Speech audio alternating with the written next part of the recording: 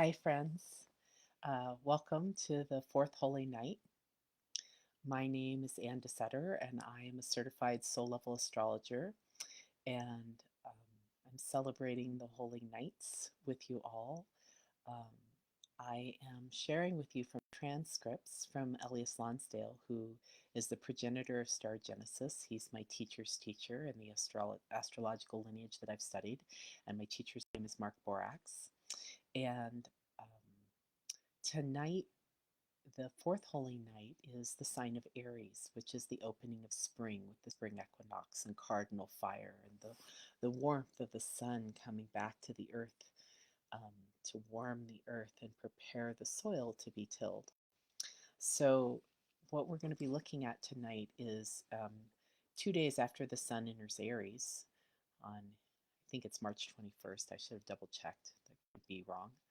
On March the 23rd, Pluto enters Aquarius.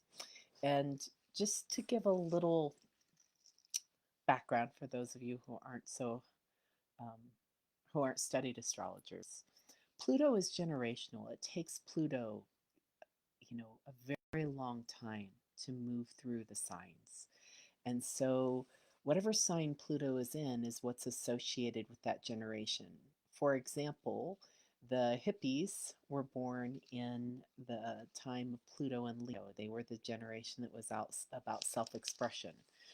And Pluto has been in Capricorn. So, these children that have just been being born um, are very much about a greater vision for culture and humanity. And now, in on March 23rd of 2023, Pluto moves into the sign of Aquarius. So in this transcript, Elias talks about what we've been dealing with Pluto and Capricorn, both the light and the shadow, as well as the light and the shadow of Pluto going into Aquarius. So a lot of times with these transcripts, I parse things. This one is very potent. So um, find your ground, strap yourself in, because we're about to go on a Pluto ride. Pluto is the god of death, change, and transformation. Pluto is the god of the underworld, and Pluto is also the deepest love. And Pluto is also power. And so, one of the things we work with when we're working with Pluto is, do we have the power of love or the love of power? And the love of power is what's indicated when we use the word plutocracy, rule of the many by the few. So, just to give you a little feeling about Pluto and where we're going tonight. This one is heavy duty, and it's also, I think, really exciting and wonderful. So, I am just ecstatic to share this with you tonight. So, here we go. So, when Pluto goes into Aquarius, it's going to go in briefly, and then it's going to retrograde back into Capricorn, and then it's going to go into Aquarius, and I believe it's going to stay in. And when Pluto goes into Aquarius for this little window, let me see, it's going to stay in Aquarius until June 11th, and it's going to go back into Capricorn. And then on October 10th, it's going to go direct at 20 at Capricorn, and it's going to move back into Aquarius again. Pluto moves very slowly. It tends to cover 3 or 4 degrees per year. So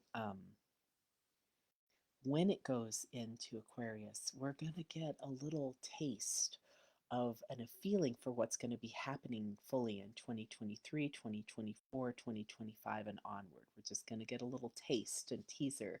It's going to go back into Capricorn, and it'll come forward again. So that said, I'm going to go to the transcript with Elias. And I see that there are some people watching. If you're having any difficulty hearing me, please let me know or give me a thumbs up if you can hear well. I'm on a different headset, and I'm coming live to you from Salida, Colorado tonight rather than Longmont, Colorado. So let me know if there's any issue with hearing.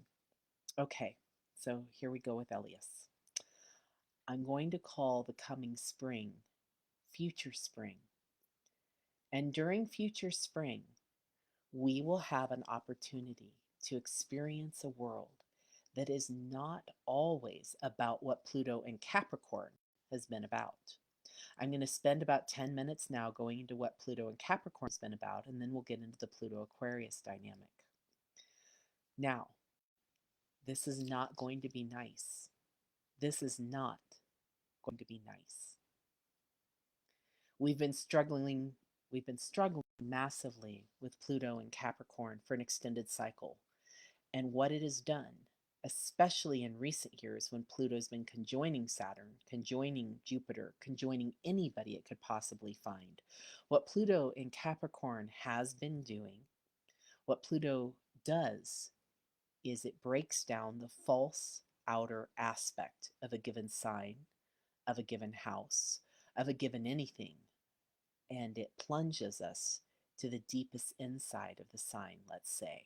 So I'm going to pause there for a second and say, Ellias has just given us a key to what Pluto does. And what Pluto does is breaks down the false outer aspect of a given sign. And every sign has like its karmic outer shell and then its inner grace, right? They're both there in the sign. So he's going to give us a description of what that is for Capricorn and explain what we've been doing with Capricorn, with Pluto and Capricorn these last few years. Now, Capricorn has a downside, let's say, and that downside is very drastic. And so, as Pluto has eviscerated Capricorn, has taken us on just a terrifying journey throughout the bowels of Capricorn, what has happened is the kind of proud, upright, moral correct, doing the right thing, being the good person world that we had before the 2020s. Although it's been throughout the Pluto and Capricorn years, it's been diminishing. That world really has gone belly up. Now we have the fantastic spectacle where all the leaders of the world are the ones leading us into the darkness. We're all the greatest ones. The ones in power, the ones who have the greatest influence, are the ones that you have to watch out for, that you have to be careful about, that are really likely to sell you down the river. And they're doing it right now. Leadership, hierarchy, everything to do with the upper vertical dimension of things has been wiped out. We no longer look up.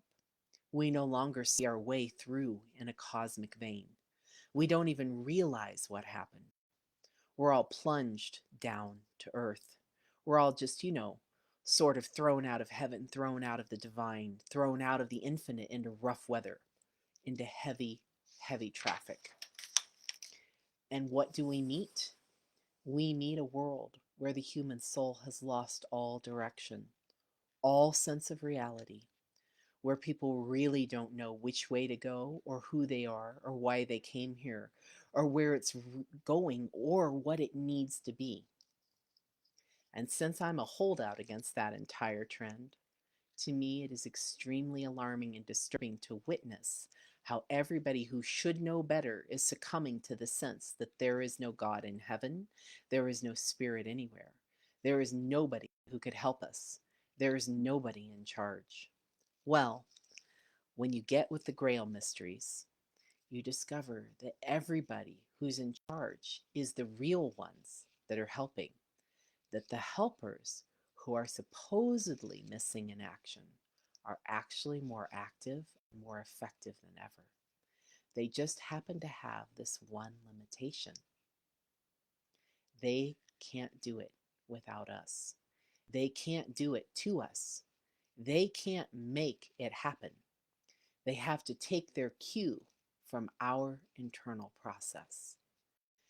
And what we have going here is that during the Pluto and Capricorn years, more and more and more so, we have particularly trashed everything that is the way of human life in the earth.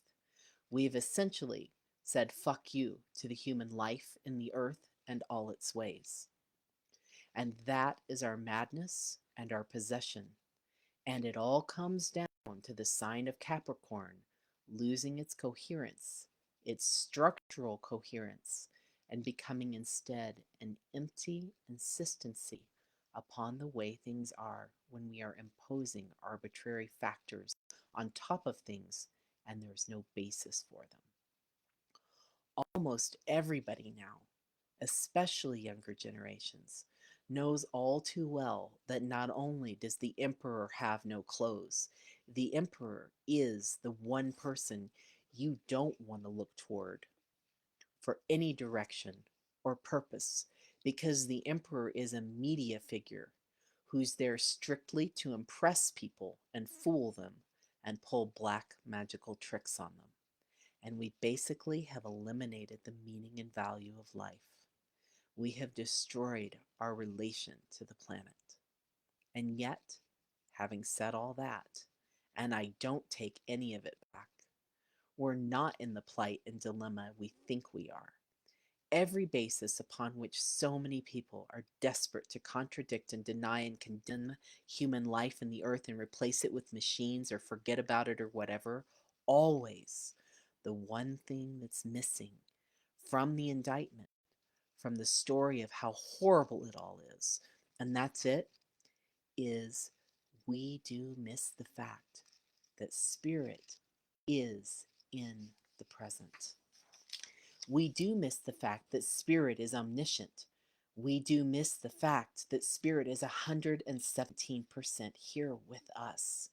If it wasn't, then all this dire prognostication that science loves to indulge in probably would be accurate. But the reality is that spirit insists that we carry through on our tasks and our objectives. And spirit is not doing that from the old Capricorn place, which has been demolished. Spirit is doing that from a future place where it incorporates all of our qualities and endeavors, honors everything that we are in our total experience, and doesn't impose any kind of presumptive dismissal or scorn or condemning action, but instead reaches through to us and says, now that you've shown yourself who you are not, would you like to try on for size who you are? Which leads us to Pluto and Aquarius. Astrologers are very, very hopeful about that cycle, and there's good reason for it. First, I will briefly mention that because Pluto demolished the outer version of every sign and demolishes the outer version of every sign, Pluto will demolish the outer version of Aquarius. So the whole kind of technological Nazism, the fantastic way, the fascistic way that people into technology believe that that's the answer to all our questions, that is going to be smashed. That's what Aquarius has most of all gotten caught in.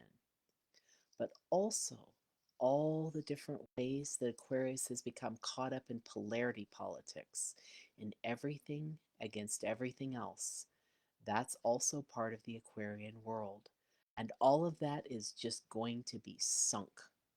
We're not going to be able to maintain all these incredible ways that this one's right, that this has God on their side, that that one is demonic and evil. We're not going to be able to do that. It's going to all get wiped out. And what's going to replace it? Well, Aquarius has to do with what we all have in common. And Pluto in Aquarius is going to be salvaging what we all have in common, rediscovering what we all have in common, finding afresh how to be with what we all have in common. Now, I'm going to break my usual pattern by giving you practical counsel about something here. I know I'm ridiculous about hardly ever making anything practical, but here we go anyway. What do we need to know about how to get into that? How to get into the real Pluto in Aquarius, both in preview form and the future spring, and then in subsequent years? We need to get it that there is a rare and precious power that we have available to us, and that we have in particular doubted and gone against in many recent years. More and more so, we have gone against that, and that power, that capability, that truth and reality place is burning for us to take it up in the way that our whole being can flourish through and the whole world can flourish through. And what it means is that we have to follow the thread of what our own experience shows us. And we have to do that in a way where what is real to us, instead of being given lip service and then renounced as soon as somebody comes along that doesn't want us to be in that, where what is true for us stays within itself and realizes itself without any version of going against that for convenient outer purposes. We basically become beings of such integrity and such conviction and such precision that we can't be dislodged from by anybody, including ourselves. We can't be dislodged from our understanding, our awareness, our awakeness, and our deep knowingness. We can't be sort of teased out of it. Nobody can confuse us and confound us about it any longer, because we stake a claim to our earth citizenship in our knowingness and beingness. We realize that we each have a distinctive set of gifts to offer, and that the only way to offer them is to believe in them, is to tune into them, is to stick to them, and to not be open to offers and distractions that will always come our way. And the dark side will always say, oh, wouldn't you like some of this over here? This is much easier, much more attractive, much less of a total investment. Just try some of this over here. This is really tasty. This is so yummy. We have to become sufficiently present to ourselves, which is a very Aquarian thing, actually. Sufficiently present to ourselves that we don't entertain offers that we know absolutely have nothing to do with our greatest good or the greater good of the world. We become no longer temptable. We become no longer fascinated by every possible way to get it away from ourselves and to get away from ourselves. And in fact, we become so in love with our own truth, if I can put it that way, that we can't fall for the illusion that there's something better in this world somewhere than our own truth. We realize it has to be our own truth. There is nothing else for us. There can be many things that enhance and amplify our own truth, that go further with our own truth. I don't mean it's a rigid, limited quasi Capricorn thing, but I mean that it is such that it has to emanate from source. It has to synchronize with the deeper source, the soul of the world. It can't be about the appearances. It can't be about the phenomena. It can't be about the extraordinary, utter fascination and absorption within outer appearances and outer phenomena. It has to actually be a realization and awakening to the truth of our being in this world. Okay, now I have one piece of great news to share with you. I'm one of these people who does see the future. I just don't predict it. There's a world of difference between seeing the future and predicting it. Predicting it means boxing people in. This is why I do not go for any form of prediction, no matter how fascinating. Predicting the future boxes people into a version of reality that they think is inevitable. It's not like that at all. No. So, no, I have no predictions. But I know what's coming. I see what's coming. And one part of it is really worth sharing in an affirmative vein. This is pure Pluto in Aquarius. I really ask you to, when you're in the spring, next spring, when you're in that spring, and he's talking about the time period around March 23rd, right at the spring equinox, the sign of Aries time, to tune in to this particular thing I'm saying and see what you make of it. Okay, here we go. I see that we're going to be willing and able to, what we're going to be willing and able to do is to let bygones be bygones, to use an old phrase. That is to say, to forgive and forget all these vendettas, all these incredible, endless attempts to make up for the past by taking revenge. That we're going to go beyond the blood cult of you did me wrong, I will never, ever let that go. We're going to go beyond all that. Aquarius can go beyond all of that easily into realizing we have so much more in common with each other than what we are holding on to. Let's not hold on to it. We're going to find ourselves reconciled to one another and to ourselves. I mean, beginning to be. It's a process. We're going to find ourselves much less convinced that the past must determine the future. We're going to unplug from the aspects of the past that we've been so haunted by and so stuck on. And we're going to swim toward the future with glad, sure strokes. We're going to do this because we discover that we can. We discover that there's guidance in that direction. We discover that there's others going that way too. We discover that when we do it, it makes everything so much better and that it doesn't have any negative side effects.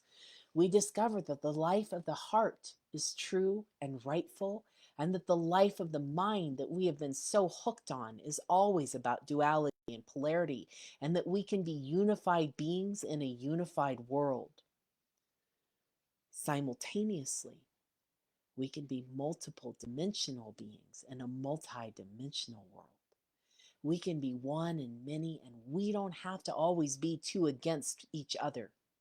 It's an evolutionary leap. It's the main business at hand.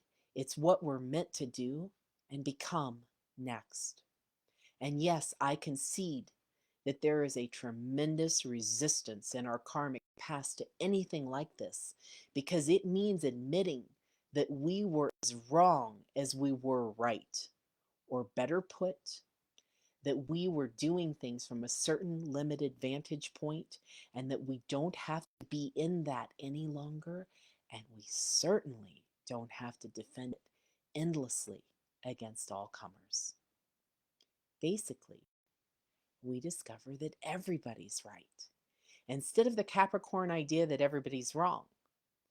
We're going to have a new positivity, a new affirmation, a new revisioning, a new way of appreciating and beholding and loving and saying yes to each other and ourselves.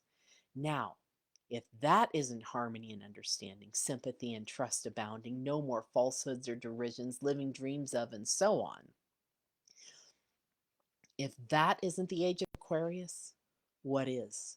In fact, I believe that our super step toward the age of Aquarius, and I know that astrologers sometimes say this, and this I'm not alone, that a super step toward the age of Aquarius is for Pluto to go into the sign of Aquarius. So yes, I am giving you a preview of what the age of Aquarius is all about.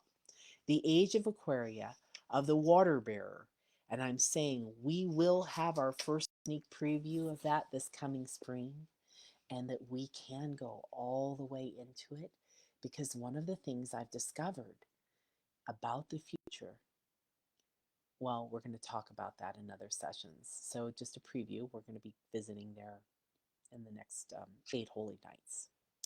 One of the things I've discovered about the future is that it's always already here. The future is always already here.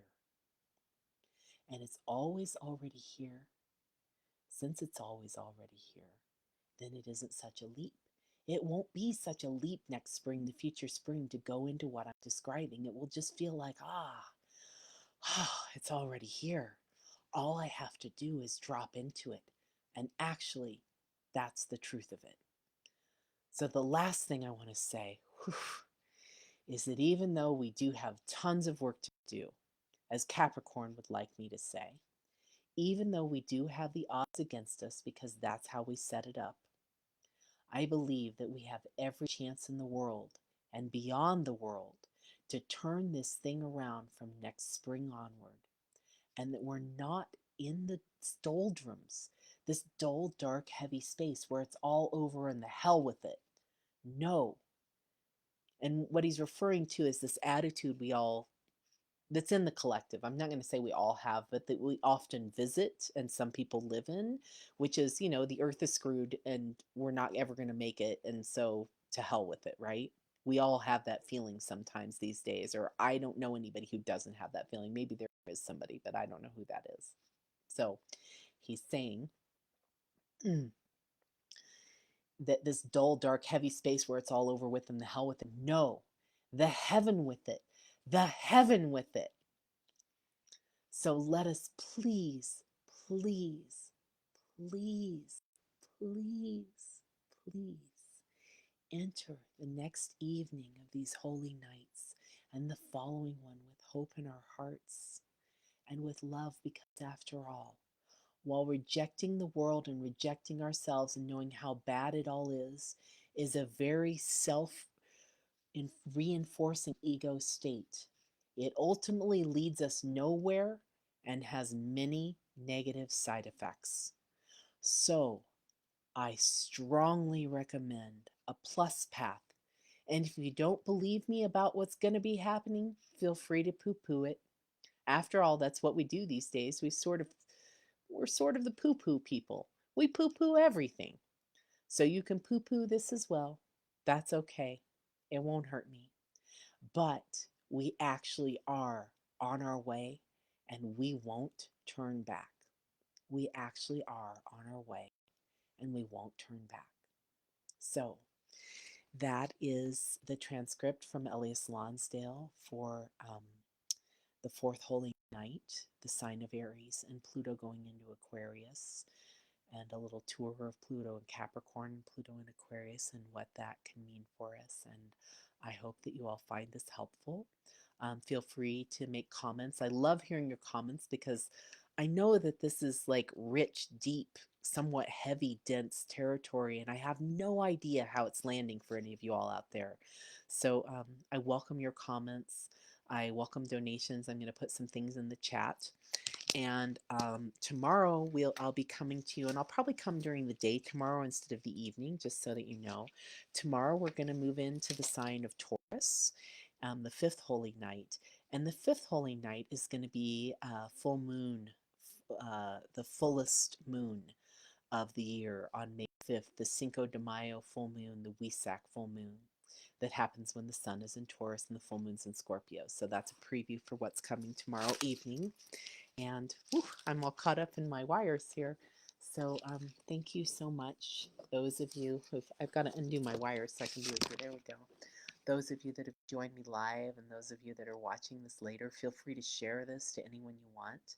And welcome to the fourth holy night. And take this into your dream time whenever you watch it and see what you discover. Okay, thank you so much.